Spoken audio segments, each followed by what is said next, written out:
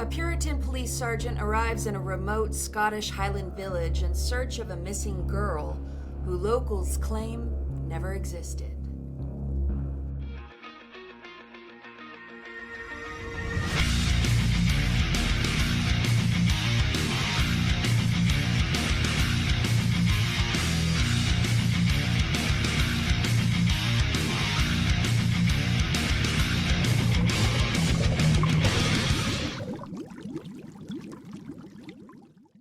Hey creeps, my name is Scarah, Damsel of the Doomed, and today I will be revealing 5 interesting facts about the 1973 British folk horror movie, The Wicker Man. And I'll do so rather quickly because these bubbles won't last forever.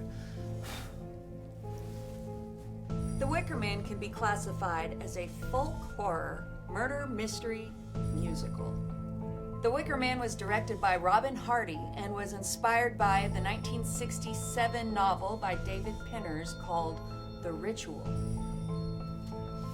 The movie starts out with the arrival of Police Sergeant Howie to the remote village of Summer Isle.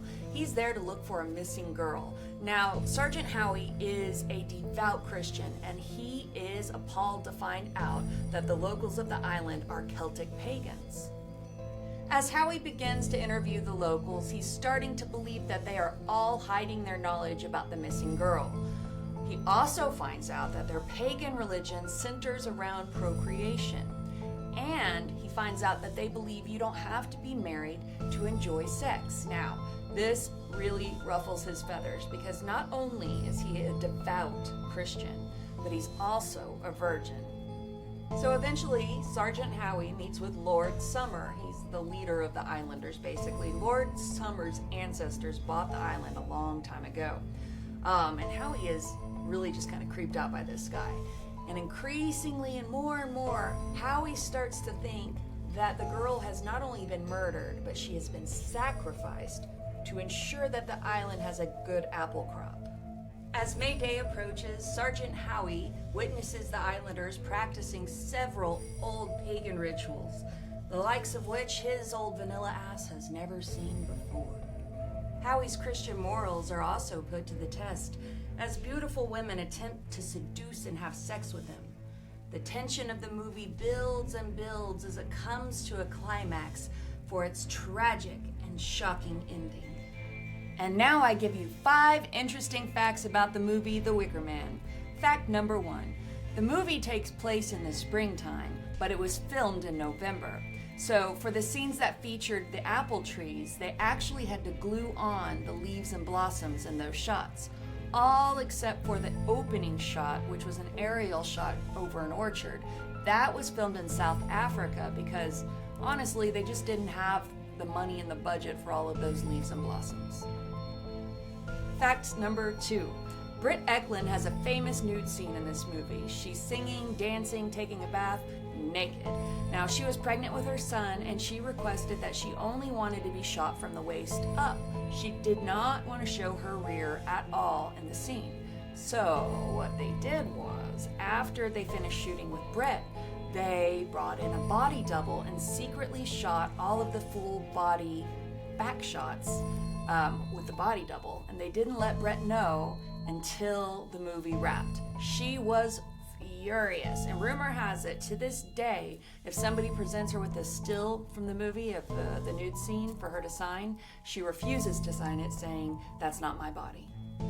Fact number 3, Christopher Lee agreed to appear in the movie for free, and he considered his role in The Wicker Man to be one of the greatest of his career. Fact number 4, when the executives and marketing people at Lionsgate saw the first cut of the movie, they were appalled and they wanted to change it. They thought it was just way too tragic.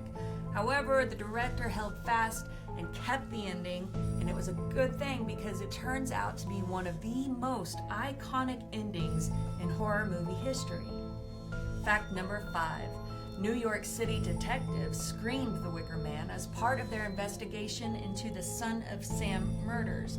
This was because the killer had made reference to the Wicked Queen King Wicker in one of his letters, leading the investigators to believe that the movie and the killings were somehow connected.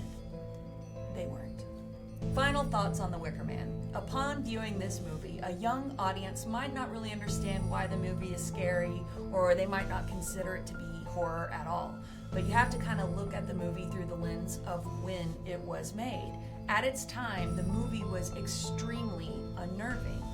Perhaps the scariest thing about the movie is the devout religious beliefs, both of Christianity and paganism. You see, when somebody believes in something out of fear, say of, maybe losing crops or spending an eternity in hell, they will do anything, no matter the amount of evidence against their beliefs, to avoid those fears. Well, it looks like I'm almost out of bubbles, so we better wrap it up.